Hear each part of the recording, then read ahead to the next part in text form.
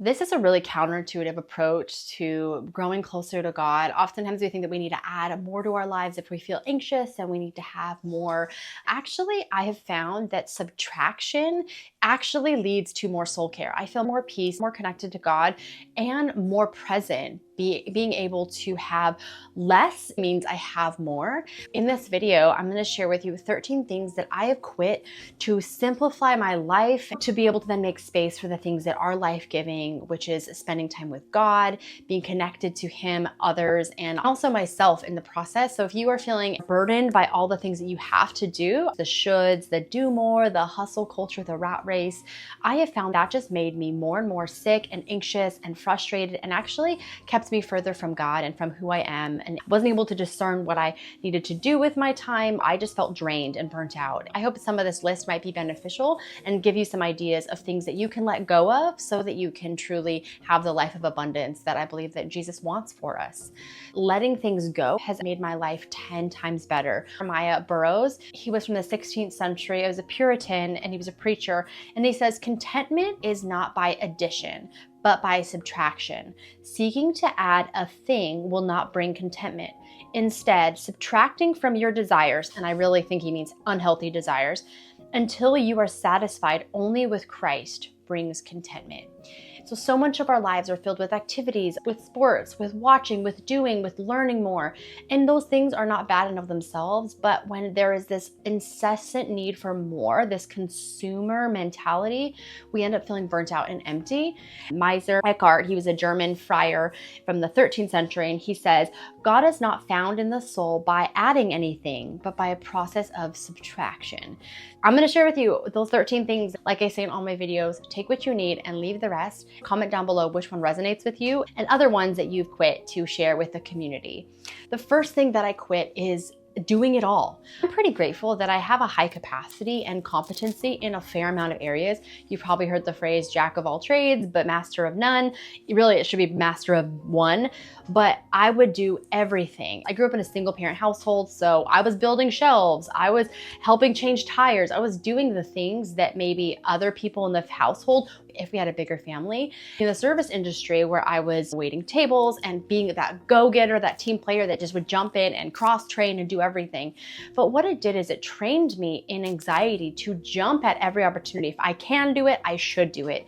And when I really learned that just because I'm able to do something does not mean that I should do it, am called to. Last weekend, there was my friend's birthday, and I had to remember that 15 other people were coming, and I did not need to bring everything from the coffee to the drinks to the food. We all had our areas, and even though I had something, I waited to other people to volunteer to bring something. And that's been a practice that I've had. It makes trips easier because I'm not doing a million things and trying to, again, do it all. I'm letting other people pick up the slack so that they can actually share their gifts or develop. And this letting go of this also perfectionist mentality, well, if I just do it, then it'll get done right.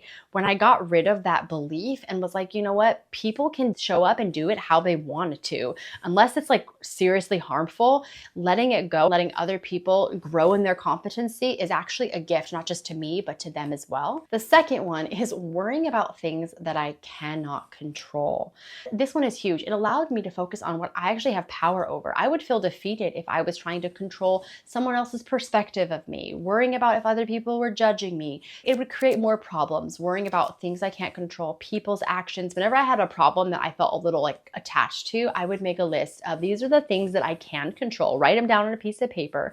I can control this. I can control my response. I can move the needle. And that actually gave me a sense of power and agency so that I felt like I could get unstuck. I would get in situations where I would feel powerless because I was trying to take on and do and worry about things that were actually beyond my control. The traffic, how the preacher preaches the sermon, how my husband responds when he has a stressful day. I can't control those things. I can maybe ask for something different. I can suggest something. I can talk about my own vulnerability, but I would then make a list of the things that I could actually control. My ability to ask questions, my learning patience, accepting that traffic is happening. I'm not going to worry about people's perceptions of me if I show up late to this event.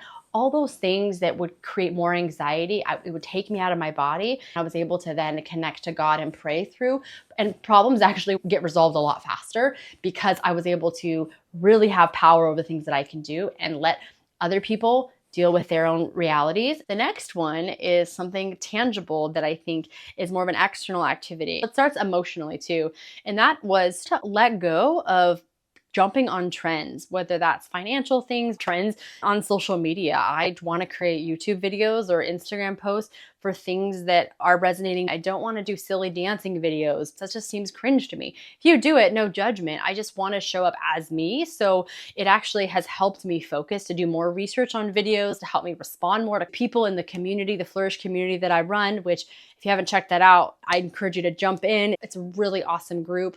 I was able to not shed my time thin and focus on the things that matter. I've had the same car for the last 8 years. I'm probably going to run it into the ground. I don't care what people think about my car. I want it to be comfortable. I want it to work, but I'm not overly worried about buying extra things. I watched a minimalist video recently. She said, I don't buy problems. So if you're going to buy something that you're going to have to maintain or to fix or to spend energy to try to keep it up or something, don't buy another problem. Let them go. Don't buy the latest fashions or trends. If I like it, I'll buy it and I'll enjoy it. And that has simplified my life, because the more I'm worrying about this problem that I've bought or created or trying to keep up or trying to work more hours to fulfill this car payment, Paul talks about a lot in scripture, the fading things. Don't invest in fading things. I don't want to have storage units or a bunch of containers to hold my stuff. If I'm not using it, I just try to get rid of it. I'm not like a huge minimalist. If it doesn't add to my life, it actually subtracts from my life. I would like to subtract from my life so that I can add to my life, if that makes any sense. Matthew 6, Jesus says, don't store up for yourselves treasures on earth where moth and rust can destroy. So it's just thinking about what is more temporal. It's okay to enjoy things that are part of the culture or that are happening now. At the same time, if it's keeping you from relationships, keeping you from peace, then I say it's gotta go.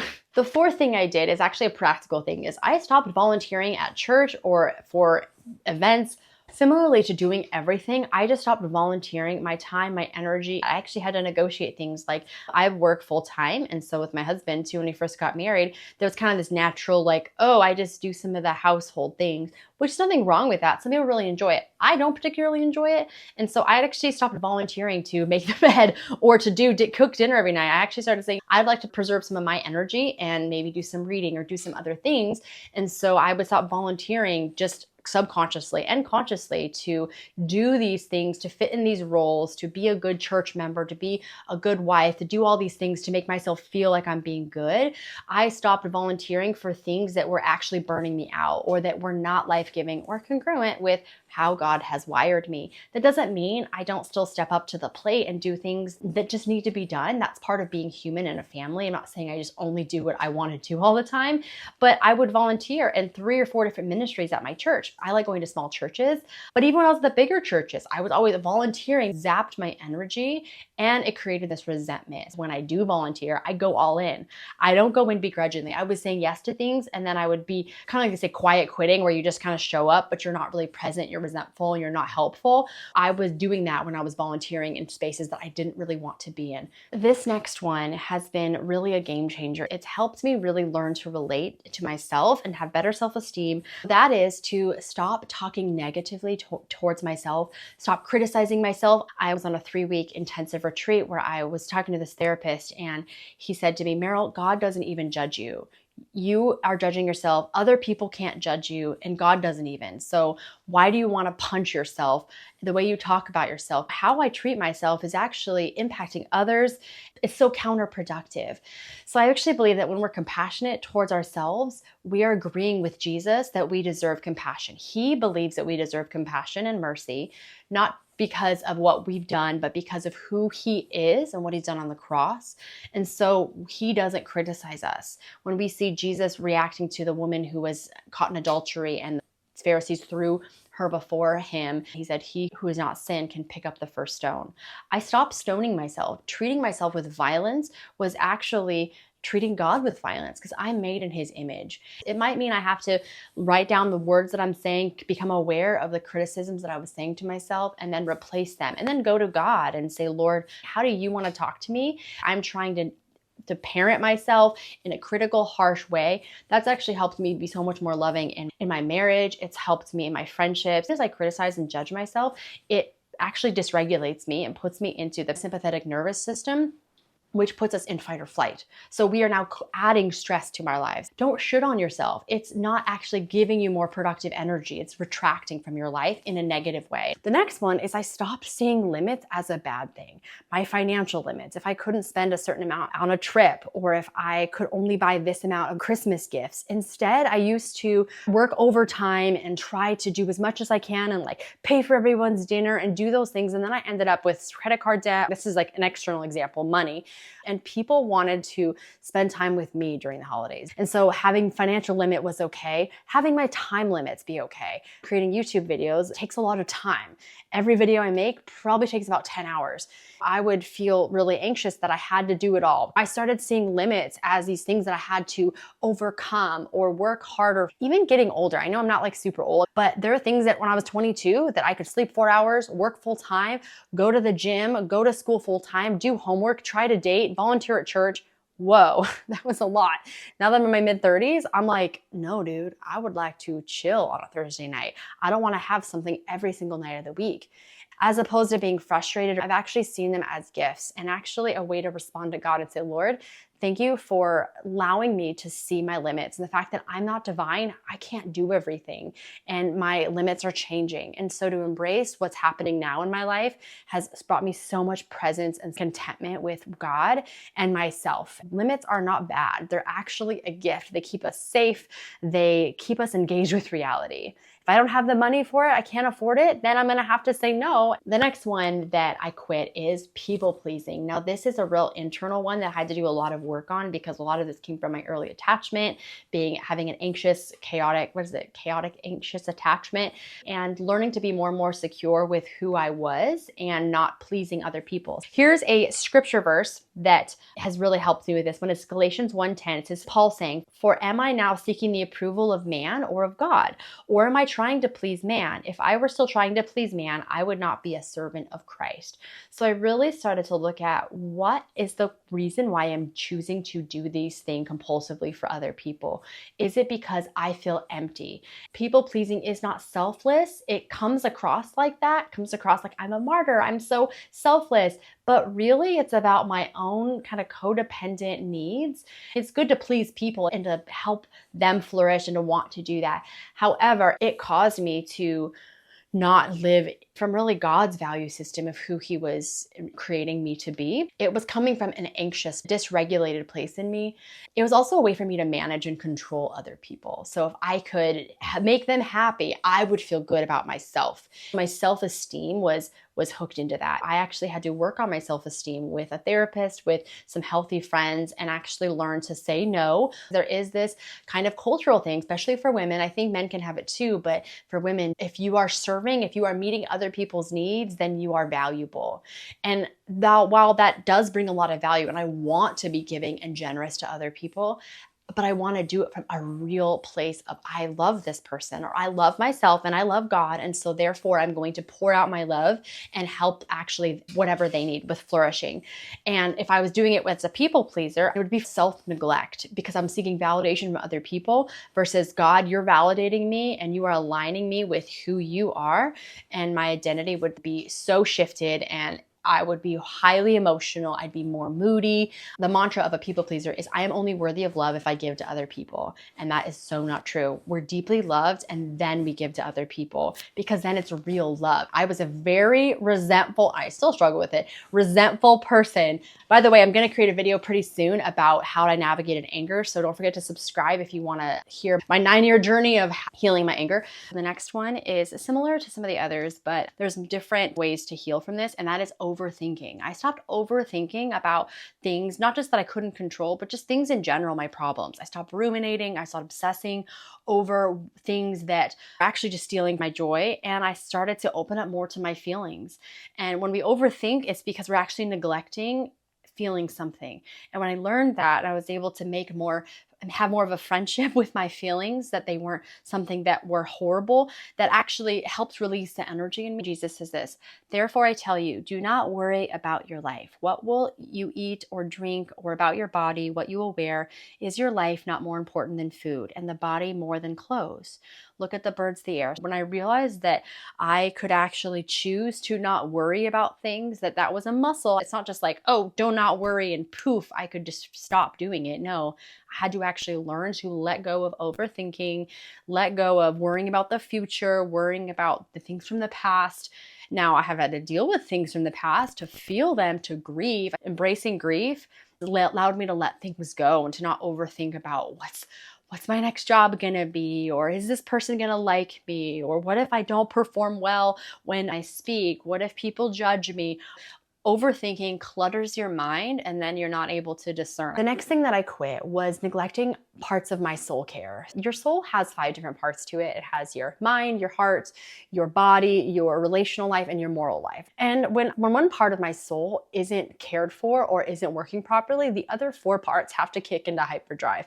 We might moralize something if we feel shame, for example. So maybe our heart's not working to really regulate us, to keep us feeling connected and calm and peaceful, but we're feeling anxiety. So our body's dysregulated. And then so we might moralize something, or we might get on rigid diets. We might start doing a bunch of things to our life to compensate the depravity that we're feeling in an area of our soul. So I actually created an assessment called the Soul Care Assessment, which I'll link down below. And it actually helps look at what are the 5 parts of your soul, what's happening in each part, where would you like to be, and then what's in the way. If you have any questions on it, feel free to let me know. I stopped neglecting my health. I stopped using dieting, working out as a side hustle, and I started to make it an actual part of my lifestyle. So instead of doing the low carb life, and I was all about working out intensely, now I go to the gym 5 days a week, keeps my body moving, and I build my schedule around that.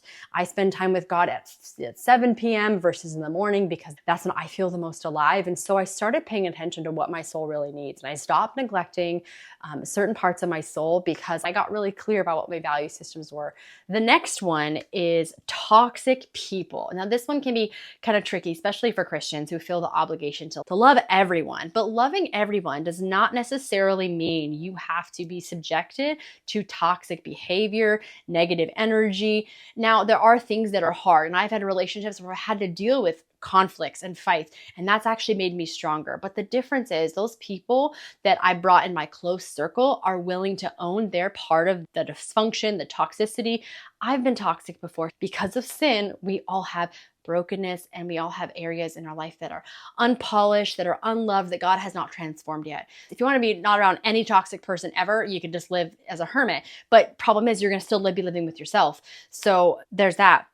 I used to have a friend who was super negative and critical all the time, no matter what. Nothing was good enough. I would confront a little bit and just say, hey, I'm wondering if you can reframe that. And then he didn't. He got really more defensive, and he wasn't ready to work on that part of his character and his heart to make my life a little better, to grow our friendship. So I had to walk away from that relationship. If I see people continually making bad decisions, I do not want them in my circle of influence where I might depend on them. It's one thing to be friends with somebody who maybe you don't benefit from all the time. We need to love the people who are in process. God bless therapists and spiritual directors who sit with people in their brokenness and the messiness of humanity. But if there's an unwillingness to change, the needle's not going to move. Then that relationship becomes like a vacuum. So when I've got rid of those types of environments and people, my life has flourished exponentially. And I'm now able to have availability for people who are nurturing, who are kind, who are bringing joy into my life, and I can bring joy into their life. The next thing that I quit was actually external noise. I quit watching the news. I quit reading a ton of articles online. I quit scrolling on social media. It was zapping my energy, because especially a lot of it I cannot control. And I started focusing more on who is in front of me, who in my church community, the relationships around me could I invest in or could I focus on. I remember when in 2016, when the whole election was going on, a lot of people were so caught up and so distressed over it. And while I'm sure there's valid reasons for some of those things, I'm not going to judge anyone for that, I saw them waste so much energy on things that they could not control. And it actually took them from caring for their families to taking care of themselves to then potentially have the emotional capacity to do what God was calling them to do. So I saw that for myself, that I was like, gosh, I'm so guilty that I'm not like into politics or following everything. But then I realized, even if I followed everything and knew everything, read every article, what am I going to be able to do about it? Unless God is calling me or you into politics. God was calling me into doing spiritual formation. Just like I'm not training to be a doctor and I can't know everything about the medical field, I can know what I need to for maybe my health or the people around me, but I cannot know and focus on everything. So when I cut out the external noise and got rid of the shoulds of you have to know this and that about what's going on in current culture, I also chose what music do I listen to. I also would, no joke, have a podcast playing in the background. I'd have TV on, and I was trying to like look up a recipe. And I remember feeling so frazzled cooking dinner. So I actually now just cook dinner. I don't have the external noise on. I don't play music. I stopped consuming, and that actually helped me be more present to thinking about and processing with God. It's helped me create more. Even sermons, we can listen to sermons and we can feel like, oh my gosh, God wants me to do something, and that it becomes actually external noise. There may be something in a sermon that isn't for you, it's for somebody else. So I stopped worrying and really got clear on discerning with God. Lord, what do you want me to take in? How can I be present to that? And Lord, how do I respond? This one is a simple task that I started implementing a year ago, and that was actually to not look at my phone first thing in the morning. There's two different types of brain waves that happen when you're in a relaxed state or when you're in an anxious, like hyperactive state. And beta waves are created when you start looking at your phone. I would check my emails, I would see who needed me, and it took me out of my body, focusing and worrying on other things, my connection to God in that moment. So now I do not look at my phone when I wake up, because it actually puts me into a stressful state. The beta waves will be triggered. If you want to do a simple practice, do not look at your phone in the morning. Spend the first 5 minutes praying, maybe go have a cup of coffee, say hi to a loved one if you live with somebody. I've been doing that instead of looking at my phone, and I am so much more relaxed. I'm less snappy, I'm less angry. The front part of your brain is a very transactional, unrelational, unstrategic place, and connecting to the relational, strategic part of my brain in the morning where alpha waves are created, and turning my phone off at like 9 p.m. and reading an hour before bed has helped me get so much better sleep and has helped me feel so much more relaxed. As soon as you check your emails and your phone in the morning, your brain goes all over the place. Keep your mind focused on your relational brain and what you feel like in the morning and the presence to yourself and to God, and that will be a game changer for your relationships. This last one is that I quit overworking. I actually started to time block and to see how much time I was spending on certain projects. I would put limits on how much time I spent on something. I started working 4 days as opposed to 5, sometimes 6 or 7 days. I would work 7 days on making YouTube videos, especially when I had a full-time job and I was working my part-time business and trying to start the online spiritual formation community and group programs. I was doing that every hour of every day I could fit into it and trying to do more. But I've actually tried to be more slow about it and saying, you know, what's the rush? I work 4 days on my business and things that are money making for me. If I think long term, and I remember thinking to myself, like on my deathbed, I'm not going to be like, you know what? I wish I worked one more shift. I wish I did one more thing. I produce actually a lot more. The law of subtraction, not addition, brings more life. Let me know down below which ones resonated with you. What have you quit to help grow your connection with God? What has brought you closer to yourself, to God, and to other people? And if you haven't checked out my Flourish community, I highly recommend that you do that. Link is down below, and I will see you in the next video.